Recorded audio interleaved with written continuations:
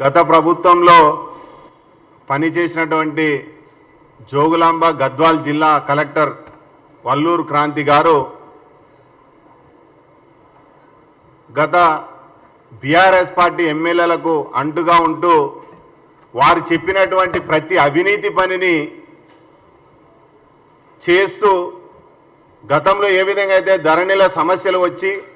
రైతులు మీ సేవలో లక్షల రూపాయలు వెచ్చించి వేల రూపాయలు వెచ్చించి అప్లికేషన్స్ పెట్టుకుంటే మరి అదే పరమావధిగా పైసనే పరమావధిగా పెట్టుకొని మరి కలెక్టర్ గారు కూడా మరి తన యొక్క అధికారాన్ని డబ్బు కోసం మరి తన తండ్రి అయినటువంటి వెంకట్రామరెడ్డి గారు కర్నూలు జిల్లా గవర్నమెంట్ హాస్పిటల్ సూపరింటెండెంట్గా పనిచేస్తున్నటువంటి వ్యక్తిని మరొక ఆర్థిక లావాదేవీలకు తన తండ్రిగా అడ్డాగా పెట్టుకొని మరి జోగులాంబ గద్వాల్ జిల్లాలో ఉన్నటువంటి రైతుల సమస్యలను తీర్చడానికి మన తండ్రి గారితో ఆర్థిక లావాదేవీలు పెట్టుకొని లక్షల రూపాయలు దోచుకొని మరి జోగులాంబ గద్వాల్ జిల్లాలో దాదాపు 12 మండలాల్లో జరిగినటువంటి అవినీతి భాగవతం ఇవాళ బయటపడుతుంది. గట్టు లిఫ్ట్ ఇరిగేషన్కి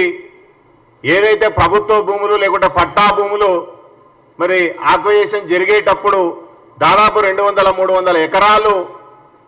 పట్టా లేనటువంటి భూములను అప్పుడున్నటువంటి ఆర్డీఓ రాములు గారు అదేవిధంగా కలెక్టర్ గారు కలిసి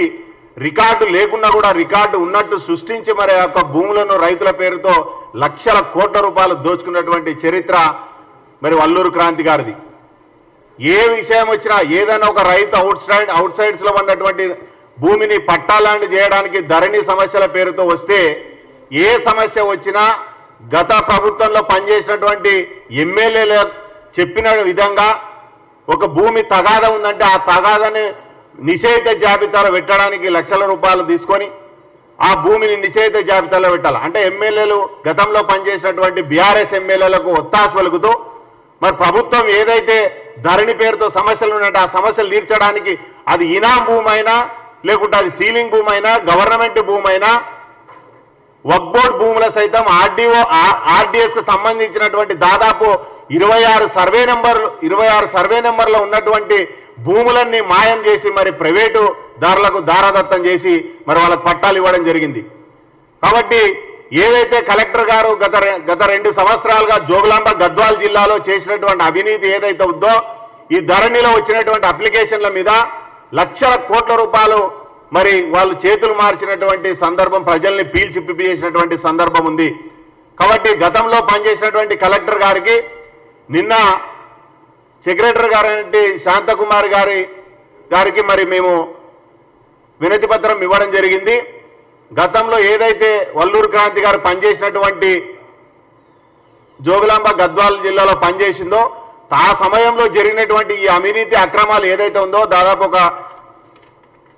10 అంశాలు మేడం గారికి రిప్రజెంటేషన్ ఇవ్వడం జరిగింది. దాని మీద ఎంక్వైరీ చేసి ఏదైతే ఎమ్మెల్యేలకు అండగా ఉండి మరి లక్షల రూపాయలు దోచుకున్నదో తన తండ్రి ద్వారా మరి వాళ్ళ ఆ యొక్క అవినీతిని బయట పెట్టాలంటే అప్పుడు జరిగినటువంటి అవకతవకల్ని సరిదిద్దాలన్నా ఇవాళ మరి యొక్క కలెక్టర్ గారి మీద ఎంక్వైరీ చేయించి మరి రైతులకు తగిన న్యాయం చేయాలి. ఎందుకంటే దాదాపు 3.5-4 సంవత్సరాలుగా ధరలు అప్లై చేసుకొని దాదాపు 2,20,000 మంది మరి ఇవాళ పెండింగ్ ఉన్నటువంటి వ్యక్తులకు ఇదో వ్యాపారంగా అంటే జిల్లా యంత్రాంగానికి సరిపోయే జీతానికి కూడా మీ సేవల ద్వారా ధరణి సమస్యలతో లక్షల కోట్ల రూపాయలు వసూలు చేసి మళ్ళా ఆ సమస్యలు క్లియర్ చేయడానికి తన తండ్రి ద్వారా మరి ఆర్థిక లావాదేవీలు జరపడం అనేది నిజంగా కూడా చాలా బాధాకరమైన విషయం. దాదాపు 12 మండలాలు జోగులాంబ గద్వాల జిల్లాలో ఉంటే 12 మండలాల్లో ఉన్నటువంటి ప్రతి మండలంలో కూడా తన యొక్క చేతివాటాన్ని చూయించి మరి రైతులను రోడ్డు మీద వాడేసే ప్రయత్నం చేసింది. కాబట్టి ఇప్పటికైనా ప్రభుత్వం మాదుంది కాబట్టి మాకెందుకంటే ఇప్పుడు గతంలో అవినీతి చేసింది కాబట్టి ఇప్పుడు బయట పెట్టడానికి మా ప్రభుత్వం ఉంది కాబట్టి ప్రజాపాలన ఉంది కాబట్టి తన మీద చర్యలు తీసుకొని ఏ రైతులకైతే అన్యాయం జరిగి మరి అక్రమంగా రికార్డులు ఎక్కించి భూములు ఇచ్చిందో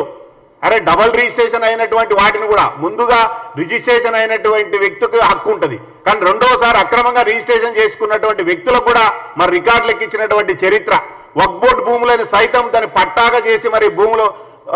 ప్రైవేట్ వ్యక్తులకు ఇచ్చినటువంటి చరిత్ర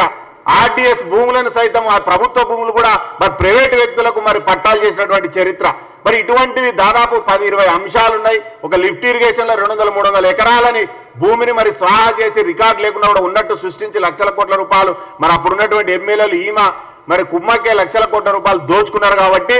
మరి తన మీద చర్యలు తీసుకుంటారన్న నమ్మకంతో ప్రభుత్వం అది ఉంది కాబట్టి మరి ప్రజాపాలన ఉంది కాబట్టి ఆ నమ్మకంతో కలెక్టర్ గారి మీద ఎంక్వైరీ చేసి గతంలో జరిగినటువంటి ఏ రైతులకైతే అన్యాయం జరిగిందో వాళ్ళకి న్యాయం చేయాలని మరి కాంగ్రెస్ పార్టీ తరఫున డిమాండ్ చేయడం జరిగింది.